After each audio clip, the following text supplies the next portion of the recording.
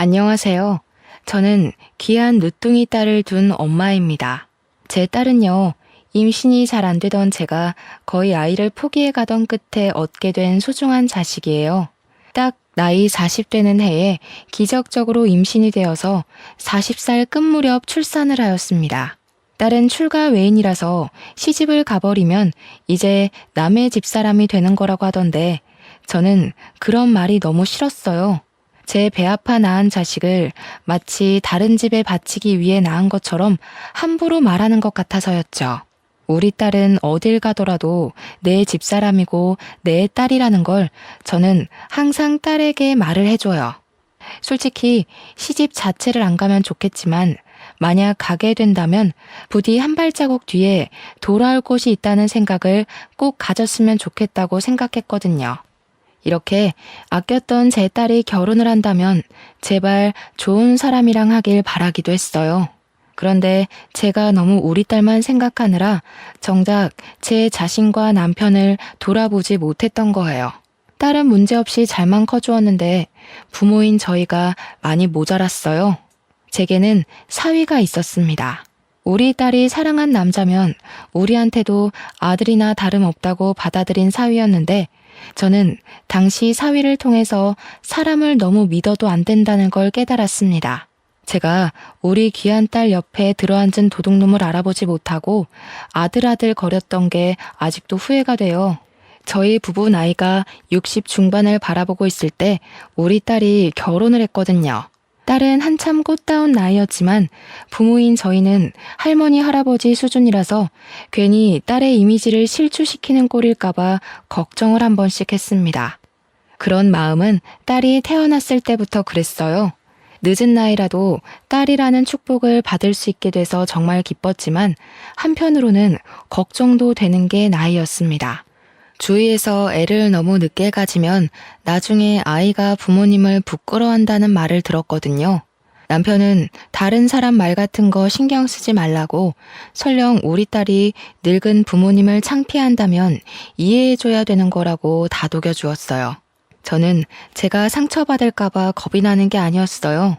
우리 딸도 젊은 부모님이랑 어울리고 싶을 텐데 그것 때문에 혹시 친구들한테 놀림이라도 받을까봐 그런 게 걱정이었습니다.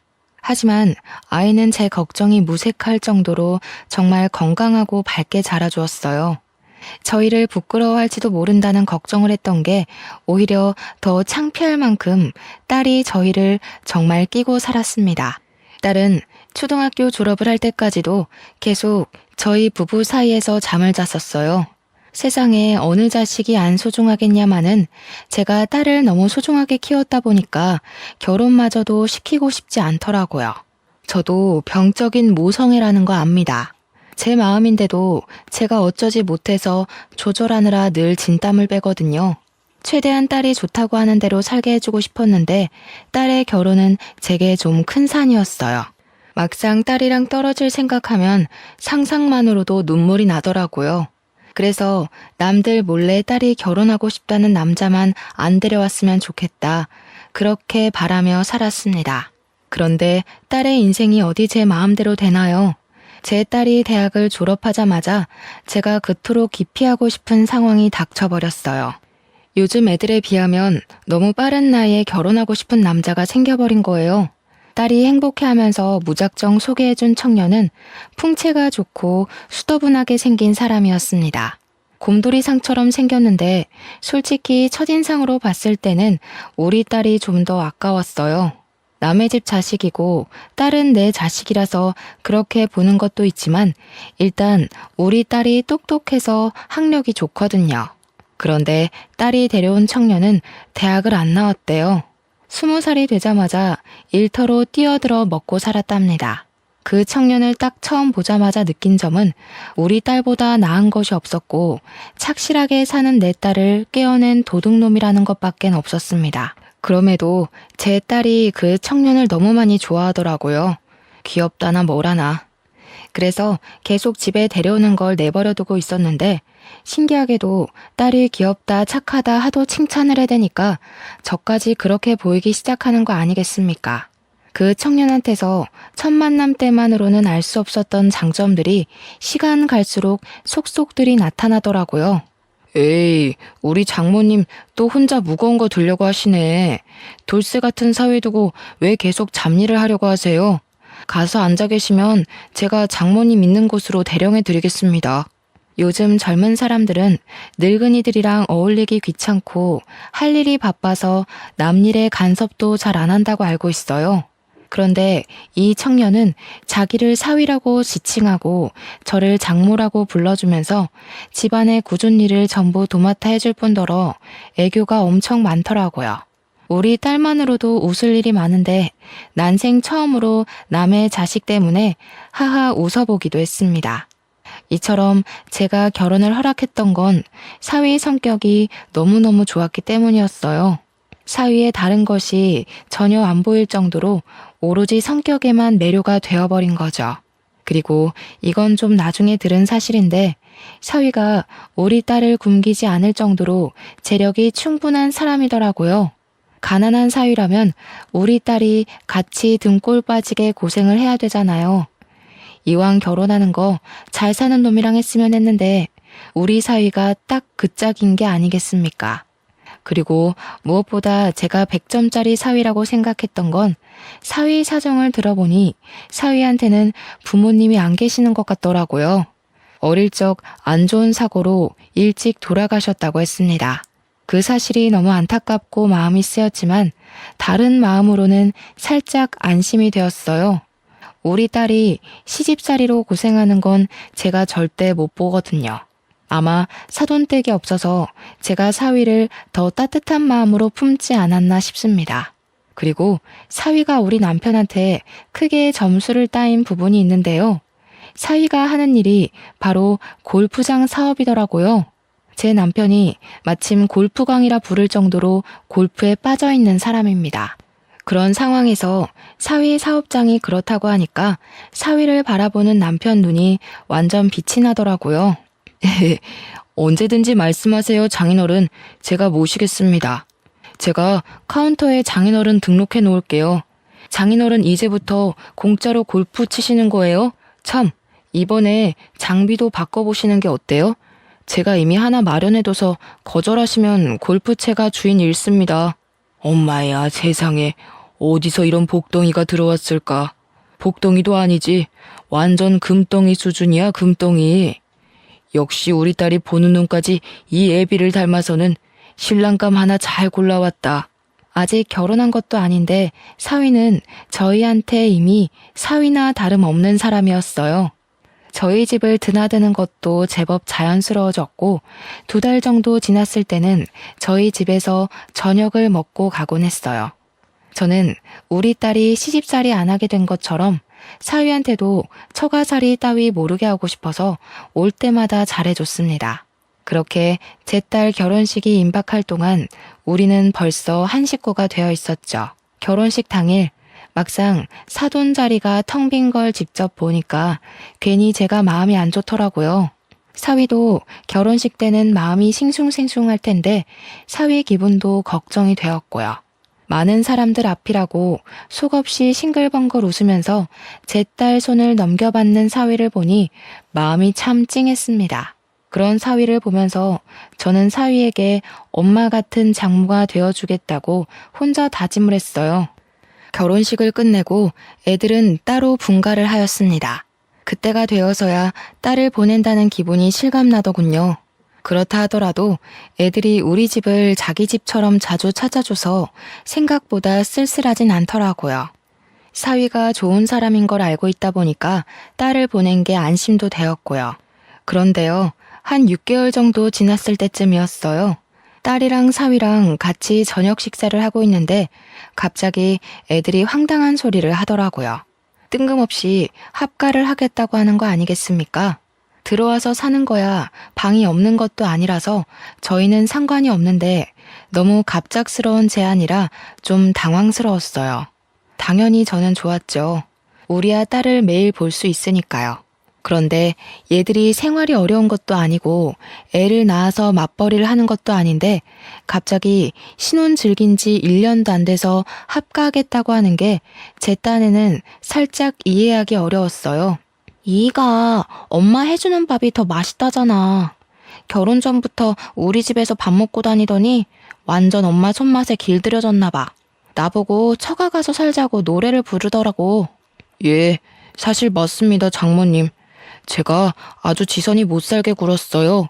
지선이가 해주는 밥도 맛있긴 한데 장모님만큼은 아니더라고요. 자기 전에 장모님 해주는 시원한 국물 먹고 자면 다음날 아침까지도 개운하던데 그걸 못 잊겠기에 처가 가서 살자고 제가 졸랐어요. 듣자 하니 합가 제안은 사위가 먼저 언급한 듯 했습니다. 그 사실도 제게는 의외였어요. 다른 집은 어떤지 몰라서 잘 모르겠는데 보통 사위가 이렇게 먼저 합가를 하자고 하기도 하나요? 그전까지는 그저 사위의 이런 서글서글함이 좋기만 했으나 합가하고 싶은 이유가 겨우 제 손맛 때문이라는 게 왠지 제 기분을 찝찝하게 만들었습니다. 제가 글로만 쓰다 보니까 다들 저의 감정 변화가 너무 갑작스러워서 이해하기 어려우실 거예요. 그냥 제 기준에선 애들의 합가 이유가 납득이 잘 안 되었기 때문이에요. 물론 제가 좀 예민한 것일 수도 있죠. 하지만 먼저 말씀드리자면 이런 저의 촉은 훗날 어떤 불길을 암시하는 느낌이었다는 겁니다. 일단 저는 합가를 허락했어요. 딸 보낸 공허함은 다시 채워져서 좋으니 찝찝한 기분이 들더라도 좋은 게 좋은 거라고 생각하며 당장은 쉽게 흘러넘겼습니다. 사위는 합가를 하고 나서도 저랑 남편한테 엄청 사근사근하게 행동했어요. 애교도 많아졌고 먼저 우리한테 다가와 말동무도 해주기도 했습니다. 같이 살다 보니까 적응은 금방 되더라고요. 합가 초반에 꺼림칙했던 제 기분은 온데간데 없어지고 사위와는 부모 자식처럼 더 가까운 사이가 되었습니다. 이게 다 사위의 노력 덕분이라고 생각했어요. 근데 두 분은 휴대폰 잠금이 안 돼 있네요? 요즘에는 잃어버린다고 찾아주고 그런 거 잘 없는데.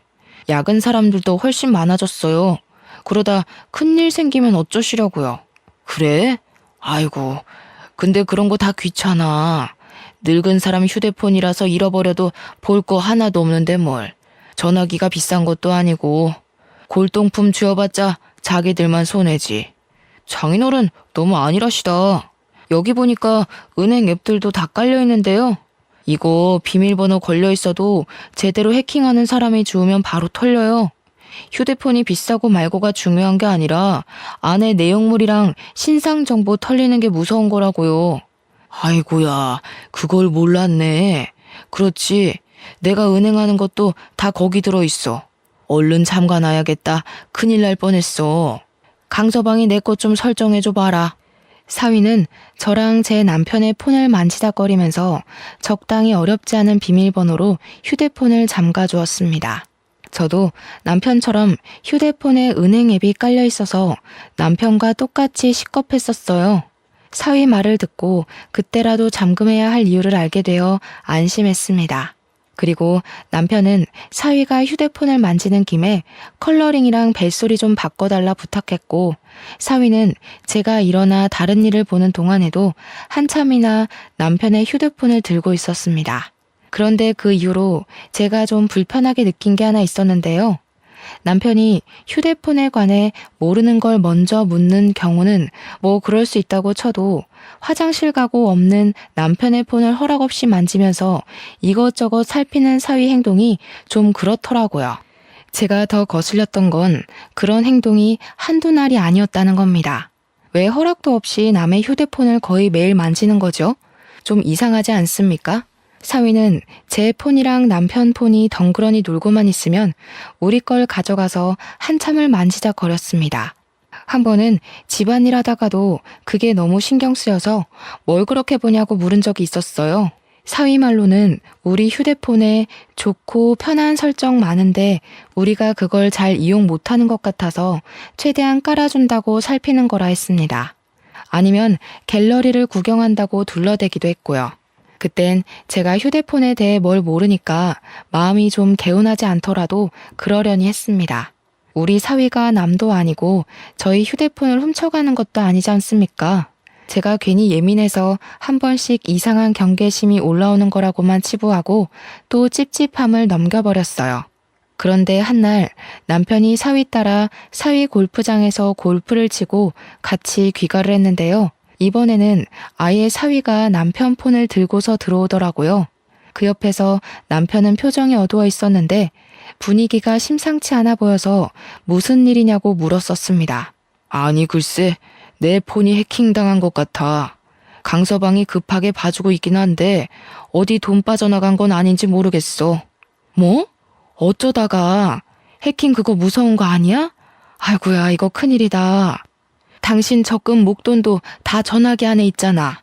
그래서 창고는 들렸어? 가서 돈 안 빠져나가게 통장이라도 정지시켜야지. 해킹이란 것은 제게 무척 낯설기도 했고 엄청 나쁘고 위험한 거라고 딱 그 정도만 알고 있어서 당시에는 정말 큰일이 난 줄 알았습니다. 아직 무슨 일이 났다고 사위가 말해주지도 않았는데 이미 남편 통장에 있는 생돈이 모두 날아가 버린 줄 알았죠. 제가 남편보다 더 심장이 벌렁거려서 딸이랑 같이 준비하던 식사도 놓고서 사위 옆에 붙어 있었어요. 지레 겁을 먹은 저와 남편과 달리 사위 표정과 목소리는 평온하기만 했는데요. 사위가 계좌 정지시킬 필요까진 없을 것 같다고 해서 우선 한숨 덜고는 있었습니다. 그러면서 사위는 남편한테 이것저것 눌러달라며 휴대폰을 근근히 내밀었고 생년월일, 주소, 주민번호 등 인적 사항을 물어봤습니다. 남편은 아무런 의심 없이 술술 불었고요. 방에서 민증까지 찾아와 사위에게 날름 주었어요. 남편도 일이 어떻게 돌아가는지 보기라도 하려고 돋보기를 끼고서 사위 하는 걸 유심히 지켜봤는데요. 나는 보더라도 아무것도 모르겠네. 일단 큰 문제는 넘긴 거 맞다니까 마음이 놓인다. 그래도 집에 똑똑한 강서방이 있어서 이런 것도 바로바로 해결되고. 우리가 사위를 참 잘 뒀어. 여보, 우리 저번에 전복 산 거 있지? 그거 좀 손질해서 강서방 좀 먹입시다. 남편이 속 좋게도 심각한 와중에 허허 웃길래 제가 남편 등짝을 탁 때리며 어디에 정신 빼놓고 있다가 해킹 당할 뻔한 위험까지 경냐면서 나무랐어요. 뒤늦게 남편한테 쓴소리 좀 할 수 있었던 건 사위 덕분에 그나마 불안을 내려놓은 후였기 때문이에요. 저와 남편이 투닥거리는 사이에 사위는 뭔가를 끝냈는지 남편에게 폰을 돌려줬는데요. 완벽하게 처리가 잘 된 줄 알았더니 사위가 뒤이어 하는 말에 우리는 다시 불안감을 떠안아야 했습니다. 급한 불은 껐는데 이런 게 한 번에 해결되는 건 아니고요. 며칠 주기로 계속 확인해야 되는 거라서요. 제가 나중에 다시 한번 말씀드릴 테니까 지금이랑 비슷하게만 도와주시면 돼요. 그래? 그럼 어디 돈 날리고 그런 거 아니야? 내가 가진 돈이 전부 전화기랑 다 연결되어 있거든. 그대로 있었어? 일단 지금은 그래요. 통장 같은 데는 전혀 문제가 없었고 대신 해킹 바이러스가 다른 방향으로 안에서 돌고 있을 수 있거든요. 갑자기 전화가 먹통이 될 수도 있고 문자나 인터넷 들어갔다가 해킹에 노출될 수도 있고요. 우선 장인어른이 이미 한번 노출됐기 때문에 완벽히 안심하긴 일러요. 그 소리를 듣고 저는 다시 남편의 등짝을 팼습니다. 제 개인적인 적금은 제게 있지만 저희 현금 재산도 그렇고 공동명의 재산도 그렇고 대부분의 재산이 남편 손에 있었거든요. 남편도 겁에 질리긴 했는지 저한테 맞으면서도 사색이 되어 반응을 보이지 못했습니다. 사위는 난리가 난 저희더러 괜찮을 거라고 자기만 믿으라고 달래주었어요. 그 뒤로 사위는 남편보다 더 남편 폰을 많이 들고 있게 되었습니다. 한 번은 제가 우연찮게 사위하는 걸 본 적이 있었는데 사위가 아무렇지 않게 남편의 은행 앱에 접속해서 비밀번호를 치고 있더라고요. 사위가 가족이긴 하지만 솔직히 순간적으로 심장이 쿵 떨어지는 느낌을 받았어요. 어쨌든 피 한 방울 안 섞인 남이 우리 남편 통장을 아무렇지 않게 들락날락하니까 제가 다 당황스럽더라고요. 사위한테는 차마 묻지 못했고 남편한테 가서 사위가 왜 당신 은행 비밀번호를 알고 있냐고 다급하게 물어봤더니 남편 하는 말이 사위가 자기한테 일일이 찾아다니면서 비밀번호 눌러달라 하기 번거로우니까 그냥 번호를 알려달라고 했다더라고요. 그래서 외우고 있는 거래요. 그것까진 제가 몰랐던 사실입니다. 저희 딸도 남편 통장 비밀번호 모르거든요.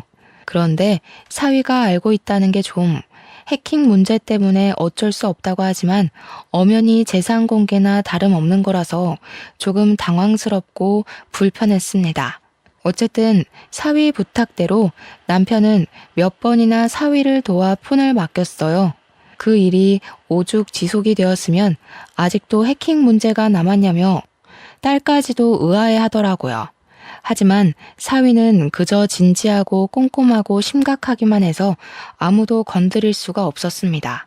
그러다 남편 일이 제대로 해결되기도 전에 제 심장이 한 번 더 바닥을 친 적이 있었는데요. 여느 때처럼 평범한 날에 저한테 문자 하나가 도착했었습니다. 파란색 글씨가 반짝반짝한 게 뭘 누르게 되어 있어서 그걸 생각 없이 눌렀거든요.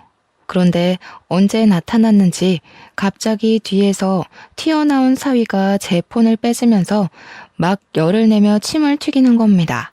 장모님, 그런 거 함부로 누르시면 안 돼요. 아, 망했다. 장모님 폰까지 털린 것 같은데. 이런 게 제일 흔하게 해킹당하는 방법이라고요. 이거 빨리 알아봐야겠는데요? 뭐? 아유, 그럼 어쩌나? 어떻게 좀 해봐. 나는 그냥 뭘 눌러야 하는 건가 싶어서 생전 그런 게 안 오더니 왜 갑자기 그런 게 날라오고 난리래? 너네 장인어른 문제 때문에 혹시 나한테까지 날라오고 그럴 수 있는 거야? 그건 더 알아봐야 돼요. 아마 그랬을 수도 있고요. 아니면 요즘 이런 수법은 흔해서 막 뿌리는 방법이거든요.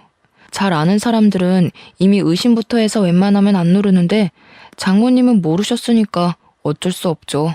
남편을 나무랐던 게 고작 한 달 전일 때였는데 그걸 한심하게 봤던 제가 똑같은 짓거리를 저질러버린 셈이라 무척 당황스러웠습니다.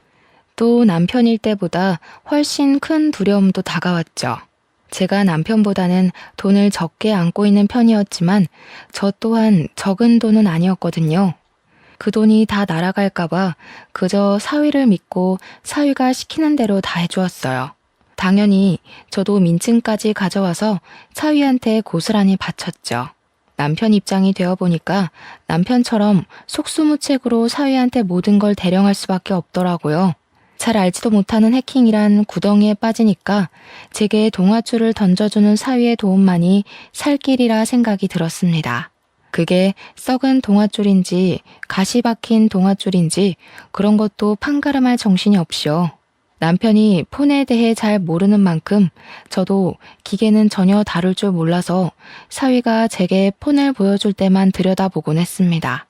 제 것도 남편 것처럼 며칠이 걸렸어요. 저는 남편처럼 밖을 쏘다니는 사람이 아니기 때문에 집에만 있었는데 그래서 사위도 제 곁에서만 폰을 만졌습니다. 어떤 날엔 한참 사위 맞은편에서 자리를 지키고 앉아 있는데 때마침 세탁기가 다 된 소리가 났어요. 그 바람에 잠깐 자리에서 일어났다가 일어난 김에 사위가 누르고 있는 화면을 보게 되었습니다. 무슨 비대면 실명 인증 절차? 이해하긴 어렵지만 의문스러운 문구가 적혀 있는 겁니다.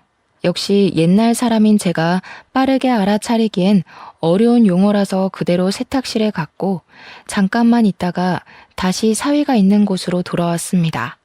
그러면서 또 사위가 뭘 하고 있나 화면을 슬쩍 보았죠. 이젠 화면에 모바일 신용대출 신청서라 적힌 글자가 있더라고요. 대출 신청서? 그 정도는 저도 알아들을 수 있는 말이었습니다. 대출한다는 거잖아요. 그런데 대출이랑 해킹은 관련이 없지 않습니까? 사위가 손가락을 빠르게도 올리면서 열심히 제 신상 정보를 신청서에다 적어 내려가는 중이었어요.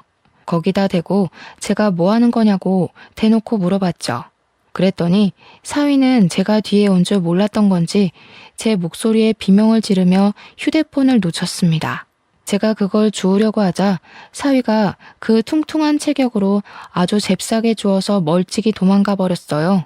그러면서 저더러 자기가 놀랐던 감정만 호소하더라고요. 그런 것도 다 해킹 알아보기 위한 하나의 방법이라면서 다 생각이 있어서 그러는 거라고 신경 쓰지 말라 했습니다.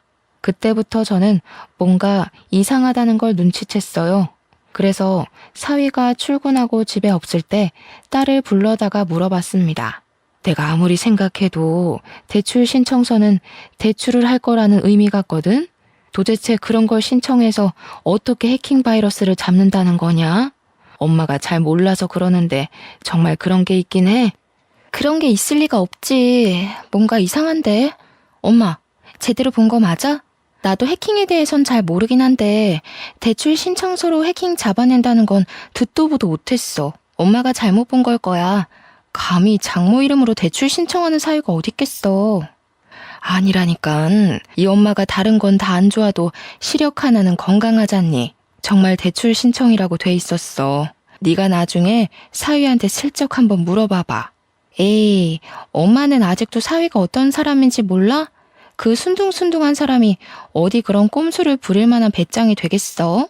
말이 되는 소리를 해야지. 딸이 제 말을 믿지 않으며 설렁설렁 대응을 하길래 저는 난생 처음으로 딸에게 언성을 높이면서 똑똑히 봤다고 지금 엄마 바보 취급하는 거냐고 호소를 하였습니다. 절대 잘못 본 거 아니니 제발 좀 알아봐 달라고 사정까지 했어요. 그랬더니 딸은 제 반응에 당황해서 저를 달래주었고 이내 곰곰이 생각하더니 나중에 사위 오면 물어보겠다고 했습니다.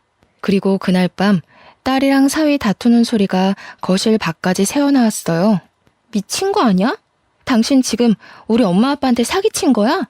제정신이 아니고서야 어떻게 장인 장모 돈을 빼먹을 생각해? 내 상식선에선 진짜 이해 안 되거든? 무슨 이런 인간 말종이 다 있어? 무슨 말이 그따위야. 힘들면 부모 되는 사람이 자식 뒤에서 등 좀 밀어줄 수 있는 거 아니냐? 장인 장모님이 사위 미천 대줄 능력이 안 되니까 대출이라도 받으려고 했던 건데 뭘 사기꾼이야. 야 미친놈아. 그게 사기꾼이야. 허락도 없이 돈 쳐 빼가는 게 사기지 뭐냐고. 이거 완전 도둑놈 새끼네. 진짜 기가 차서 웃음도 안 나온다. 당신 이거 우리 부모님 기만한 거야. 우리 엄마 아빠가 아무것도 모른다고 해킹으로 사기나 치고 대놓고 개인정보 캐묻고 어쩜 그렇게 뒤통수를 칠 수가 있어? 알고 보니 사위가 저랑 제 남편이 허술하게 휴대폰을 관리하는 걸 파악하고서 저희 이름 앞으로 대출을 받아 자기가 쓰려고 했던 거였습니다. 해킹을 당했다는 거는 역시나 아무것도 모르는 저랑 남편에게 거짓말을 한 것이었고 사위가 저랑 남편을 물로 보고서 대놓고 속여먹은 거였어요. 듣자 하니 이미 대출을 몇 번 받았더라고요. 액수가 한 6천만 원은 되는 것 같았습니다. 밖에서 기함을 하고 있는데 그 순간 방에서 무슨 뺨 갈기는 소리가 났고 저는 지체하지 않고 방에 들어갔습니다. 제 눈앞에는 바닥에 엎어져서 오른쪽 볼을 감싸고 있는 딸이 있었어요. 제 귀한 딸이 잘못 없이 쓰러져 있자 눈이 돌아버린 저는 저보다 훨씬 덩치 큰 사위에게 바로 덤벼들었습니다. 나약한 힘으로 사위를 힘껏 밀어버렸는데 그놈의 커다란 풍채 때문에 꿈쩍도 안 하더라고요. 무슨 돼지 석상도 아니고 500년 묵은 나무도 아니고 어쩜 그리 타격을 안 입는 건지. 오히려 저한테 짜증이 난 사위가 저를 툭 밀어버렸습니다. 사정없이 넘어진 저는 주위 가구에 팔이 세게 부딪혔고 금이 갔는지 통증이 엄청났어요. 다른 생각도 못하고 그저 대굴대굴 구르기만 했습니다. 그때 딸은 저를 급히 살피면서 119를 불렀어요. 그러고는 사위에게 곧장 쌍욕을 해버렸죠. 나중에 119까지 들이닥치니 그제야 방에서 슬 나와 본 남편은 제가 다친 걸 보고는 얼른 쫓아와 부축을 해주었고 저희는 모두 병원으로 향했습니다. 물론 사위는 빼고요. 나이가 있어서 그렇지 깁스하고 조심하면 금방 다시 뼈가 붙을 거라고 의사 선생님이 안심시켜 주었는데요. 한숨 돌리고 난 후에야 저희는 아까 있었던 일을 다시 생각해 볼 수 있었습니다. 딸은 굉장히 화가 난 상태였어요. 우선 자기 신랑이 우리한테 패기친 부분을 가장 크게 담아두고 있었어요. 딸은 집으로 돌아가는 길에 사위를 경찰에 신고해버렸습니다. 제가 딸을 잠시 말리면서 신고를 해버리면 너네 이혼할 수밖에 없다고 했더니 딸이 그딴 도둑놈 새끼랑은 못 산다고 당연히 이혼할 거라 하대요. 그래서 딸이 마음대로 하도록 저도 내버려 두었습니다. 사실 딸이 그렇게 말해주길 제가 기대했는지도 모르겠네요. 그렇게 바로 경찰서로 간 저희는 사위에게 무슨 짓을 당했는지 세 식구 다 진술서 작성하고 난 뒤에 사위를 만났습니다. 저는 둥그런 덩치를 하고서 작은 의자에 앉아있는 사위가 원망스러워서 후다닥 달려가 사위 등짝을 몇 대나 팼어요. 이 못난 놈, 못났다 못났어. 우리가 널 얼마나 믿었는데 네가 어떻게 우리한테 이럴 수가 있니? 그 착해 빠진 얼굴로 감히 어른을 놀려? 우리가 너한테 서운하게 한 게 뭐 있다고. 이렇게 눈치 없고 답답하게 구시니까 제가 사기라도 칠 수밖에 없었던 거예요. 다른 집 처가들은 사위한테 용돈도 몇백씩 주고 그런다는데 장모님은 옥돈도 많으시면서 저한테 한 푼도 안 주셨잖아요. 그게 잘해준 거예요. 요즘 사위한테는 그렇게 돈으로 째째하게 구는 게 서운하게 하는 거예요. 이런 썩을 놈, 어디 쓰레기를 주워다 처먹었나? 말끝마다 악취가 진동을 해서 더는 못 들어주겠네. 고작 사기친 놈이 뭐 잘난 짓 했다고 면상 빳빳이 쳐들고 있어? 고개 쳐박아 이놈 새끼야. 저도 저지만 남편이 사위를 정말 많이 좋아했는데 그래서 사위에 대한 배신감이 더 심한 듯 했습니다. 남편이 눈에 불을 켜고 사위의 머리통을 후려치며 형사님 책상에다가 처박아 버리더라고요. 평소 골프하느라 팔 근육이 죽지 않고 단련이 되어 있었는데 제가 덤비면 꼼짝도 안 했던 사위가 남편 손짓 한 방에 힘도 못 쓰고 머리를 박았습니다. 심지어 남편은 아무리 생각해도 분이 안 풀린다면서 한 대로 모자라 두세 대는 더 뒤통수를 후려 갈겼습니다. 그러자 처맞고 있던 사위가 짜증을 팍 내면서 벌떡 일어났는데 남편은 사위의 커다란 덩치에 놀라지 않고 바로 발등을 콱 밟으면서 반대다리 정강이까지 차버렸어요. 그렇게 노려보면 어쩔 건데? 이 지옥불에 떨어질 놈 같으니라고. 부모 없다길래 불쌍해서 신경 좀 써줬더니만 아주 우리를 봉으로 보고 있어? 그 머리로 뒷일까지 생각 안 한 거 보니 그냥 똥멍청이가 따로 없구나. 경찰 선생님들 말 들어보니까 자네가 친히 남겨준 내역들이 다 증거가 된다더라. 무슨 말인지 알아? 네가 네 발목 잡은 거라고 이 개놈 자식아. 남편이 말하는 내내 계속 사위를 들고 찾는데도 경찰서에선 말리는 사람이 없었습니다. 경찰들도 제 남편 입장에 서 있었던 거예요. 그 시간이 늦은 밤이라서 보는 눈이 적을 때였기에 경찰들이 눈을 감아준 게 아닌가 싶습니다. 그래서 저랑 딸이 그만 더러운 곳에 손 떼라고 말려줘서 남편이 겨우 참은 거였어요. 남편한테 처맞느라 소리도 제대로 못 내던 사위는 갑자기 일어나서 우리 남편을 폭행죄로 고소하겠다고 연병을 부리기 시작했는데요. 그러니 이번에는 우리 딸이 들고 있던 휴대폰 껍데기로 싸다고를 때렸고 그 젤리 같은 껍데기가 사위의 찰진 살을 몇 대나 더 내리쳤습니다. 나도 당신 쳤으니까 어디 나까지 고소해봐. 누가 이기나 제대로 따져보자고. 무식하게 덩치만 커가지고 귀엽다 해주니까 자기가 남들 눈에도 귀여워 보이는 줄 아나 봐? 콩깍지 씬 내 눈에만 그랬던 거지. 솔직히 나도 너 처음 봤을 때 냄새나게 생겨서 별로였어. 고작 봐줄 게 성격 하나였는데 그게 망가지니까 사람 정말 구려지네. 이것들이 다들 정신 나갔나? 이런 식으로 나오면 나도 온갖 인맥 다 끌어다가 당신들 깜빵 보낼 거야. 깜빵 보내는 거 솔직히 다 인맥발인 거 알지?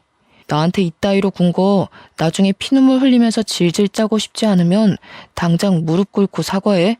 특히 니년부터 대가리 쳐 숙여. 하염없이 자그마한 저희들이 설치는 건 경찰이 눈을 감아줬는데 사위가 우리 딸에게 손을 들자 앞에 있던 형사가 벌떡 일어나서 사위 뒷덜미를 잡아 앉히더라고요. 경찰이 사위한테 닥치고 앉으라 하면서 사기친 게 뭐 자랑이라고 고소고소거리냐고 딱딱한 파일로 사위의 머리통을 몇 번이나 내리쳤습니다. 참, 그리고 이건 조사 과정에서 알게 된 건데요. 사위 부모님이 돌아가신 게 단순 사고인 줄만 알았더니 그게 아니더라고요. 두 분 다 극단적인 선택을 한 거였고 또 사돈 형제들 집안에는 감옥에 갔다 온 범죄자도 있다고 했습니다. 그건 사위가 숨겼던지라 딸도 전혀 몰랐던 사실이라고 합니다. 올바르지 않은 집안에서 자란 사위가 정상적이고 바르게 크는 건 좀 어려웠겠네요. 그러니 지금도 남의 등 처먹는 짓 하면서 살고 있는 거겠죠. 심지어 사위 건 줄 알았던 사위 골프장 있지 않습니까? 그것도 다 사기친 거였더라고요. 사실은 사위께 아니라 사위랑 같이 사람들 등쳐먹는 짓 하는 양아치 동네 형이라 하대요. 저희한테 써먹은 수법처럼 나이 많은 사람들이 잘 모르는 휴대폰을 가지고 청산유수 말솜씨를 부려 등쳐먹고 돈 모아서 골프장을 유지하는 것 같았습니다. 우리 딸은 조사하면 할수록 사위가 자기한테 의도적으로 접근해서 일부러 성격 좋은 척 연기를 했던 거란 걸 알게 되었어요. 그러니 딸이 이거 완전 사기 결혼 아니냐고 머리 끝까지 화가 나서 사위를 한 대 더 쳤고 바로 사위에게 이혼 소송 및 사기죄로 고발을 해버렸습니다. 당연히 사위가 저희 몰래 빼간 돈 6천만 원도 정당하게 청구 요청에 받아낼 수 있었어요. 사위 때문에 다친 팔도 진단서만 제출하면 그에 대한 벌금을 물 수 있다고도 했습니다. 순식간에 모든 걸 잃게 된 사위는 뭔가 잘못 돌아간다는 걸 느낀 건지 그제야 저희 앞에 무릎을 꿇으며 급하게 사정하기 시작했습니다. 잠깐만요. 진정 좀들 하세요. 집안 문제를 왜 이렇게까지 끌고 가는데 우리끼리 대화로 잘 풀 수 있는 거잖아요. 6천만 원 그거 돌려드릴게요. 골프장이 제게 아니긴 해도 6천만 원은 빼내올 수 있어요. 그러니까 우리 서로 소송까진 가지 맙시다. 그래도 살아온 정이 있잖아요. 장인어른, 장모님, 저 아들 같다고 좋아해 주셨잖아요. 세상에 어떤 부모가 아들을 고소해. 아들 같은 소리 하네. 네가 내 딸 옆에 있을 수 있을 때나 아들이지. 내 딸이 너를 버린 이상 넌 그저 똥덩어리 수준밖에 안 돼. 그저 지 목숨 건사하려고 무릎 꿇고 사정하는 것도 보기 역겨워 죽겠다. 그동안 네 목구멍으로 쳐넣은 우리 집 쌀이 다 아까워. 진짜 너무하시네요. 저 부모 없다고 더 이렇게 막대하시는 거죠? 이거 사람 2번 죽이는 거예요. 부모님한테 버림받았을 때 느낀 트라우마가 2분 때문에 다시 살아날 지경이라고요. 이게 사람으로서 할 짓이에요? 시끄럽다 이놈아. 지 부모까지 욕보이게 하는 썩을 놈 같으니라고. 이 와중에도 그저 사기칠 생각밖에 안 하네. 살아보겠다고 어떻게 죽은 네 부모까지 이용해서 나불거려? 그래봤자 하늘이 알고 땅이 알아. 부모 없이 컸으면 더 정신 똑바로 차리고 살았어야지. 그러니까 너는 고작 사기꾼 나부랭이밖에 안 될 운명이었던 거다. 반성 같지도 않은 반성을 해놓고서 사위는 자기가 뭐 대단한 회유라도 보여줬는 줄 아나 봅니다. 반성을 해줘도 난리냐고 다시 얼굴색이 돌변해서는 벌떡 일어나 저한테 따졌어요. 역정을 내면서 손찌검을 행사하려고 하길래 이제 그만 경찰한테 연행되고 말았습니다. 그대로 유치장에 수감이 되면서 저희한테 합의받을 기회마저 스스로 들고 차버린 거죠. 그리고 사위가 양아치 형님이랑 같이 운영해왔다던 그 골프장은 경찰들이 바로 압수수색을 나갔는데요. 세상이나 글쎄 그 골프장이 다른 골프장처럼 멀쩡한 곳은 아니더라고요. 법에 위반되는 불법적인 수단 등이 많았다고 했고 거기 신규 아르바이트생 말고 정직원으로 일하는 사람들은 조사를 들어가야 될 정도로 수상한 사람들이 많아서 다 잡혀갔다고 합니다. 당연히 골프장은 잠정적으로 운영 정지시켰고요. 무슨 깡패들 현금 세탁하는 곳으로 이용되고 있다고 했었나? 저는 경찰한테 자세히 전해 들어도 뭐 아는 게 없으니 그저 사위가 아주 못된 놈이었다는 것만 기억하고 있어요. 사위 포함해서 몇몇 우두머리들은 징역을 살게 되었다고도 들었습니다. 살면서 깡패를 만나게 되는 일도 드문데 깡패 같은 놈이 우리 사위로 왔다 갔으니 어디 쪽팔려서 이런 얘기를 할 수나 있을지 모르겠네요. 아무리 우리가 늙어서 세상 물정 잘 모른다고 하지만 우리 같은 노인네들도 한 시대에서 청춘을 보내온 사람들입니다. 우리가 젊었을 그 당시에도 마찬가지로 그때의 노인네들은 아무것도 몰랐어요. 그렇다고 사위처럼 젊은 나이 믿고 노인네들한테 사기치는 짓은 안 했다는 거예요. 사기는 그냥 사기일 뿐이에요. 어떤 변명이 붙어도 그건 말 그대로 변명일 뿐이라고 생각합니다. 사기치는데 젊고 늙고가 어딨겠습니까? 젊으면 한 번쯤 사기쳐 볼 수도 있고 늙으면 한 번쯤 사기당해 볼 수도 있고 이런 건 말이 안 되죠. 똑같은 인간인데 같은 땅덩어리에서 같은 목숨을 갖고 사는 사람이 그러면 안 되는 겁니다. 도대체 어떤 마음으로 살아야 사위처럼 결혼까지 해서 돈을 빼올 생각을 하는지 그건 아직도 이해하기 어렵고 잘 모르겠네요. 어쨌든 제 딸은 다행히도 이혼을 했다고 해서 그리 큰 타격을 받은 건 아니지 싶었어요. 친구들이랑 통화하면서 매일 밤 사위 욕을 하는 걸 들었거든요. 만약 재기할 수 없을 만큼 큰 상실감을 얻고 무너졌다면 훗날 이런 이혼 사실이 딸 인생의 트라우마로 남을 만큼 큰일이었다면 저렇게 다른 사람에게 쉽게 얘기하진 않지 않았을까 조심스레 생각해봅니다. 가끔씩 딸이 저랑 남편한테도 사위 욕을 하면서 정신 빠진 놈 데려와서 미안하다고 사과를 해줍니다. 이제는 만약 결혼 상대가 또 생긴다면 부부되는 기념으로 서로 같이 경찰서에서 명확하게 신원조회나 범죄 조회를 하고 난 뒤에야 결혼하겠다고까지 했어요. 우리 딸이 씩씩하게 마음을 정리한 것 같아서 저와 남편은 많이 안심했습니다. 당분간 딸은 자기 삶에 집중하고 싶다면서 소개팅이 들어오면 한 3년은 거절할 거래요. 그러면서 하는 말이 사실 결혼을 해보니까 좀 피곤하고 재미없더라면서 다시 솔로가 된 기분을 실컷 만끽하고 싶다네요. 저희야 뭐 딸의 의사를 존중해주니까 그저 딸이 웃을 수 있다는 것만으로도 더 바랄 게 없습니다. 그런데 한편으로는 정말 괜찮은 사위가 있다면 진짜 내 식구 잘 살아볼 수 있었을 텐데 하는 아쉬움은 있어요. 그 사기꾼이 아쉽다는 게 아니라 그냥 사위의 존재가 있더라도 딸이 저희에게서 멀어지는 게 아니란 걸 느껴서 그런지 북적거렸던 분위기가 한 번씩 그립긴 하더라고요. 그렇다고 딸이 섣부르게 사윗감을 데려오는 건 또 안 바라네요. 참 욕심도 많죠? 어쨌거나 여러분들도 늘 스스로를 위해 너무 풀어지지 마시고 한 번씩 주의를 경계해보는 것도 나쁘지 않을 것 같아요.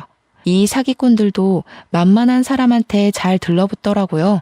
우리 서로 조심해서 나쁠 것 없지 않습니까? 그럼 항상 좋은 일만 있으시고 몸 건강하시길 바라면서 저는 이만 쓰도록 하겠습니다. 감사합니다.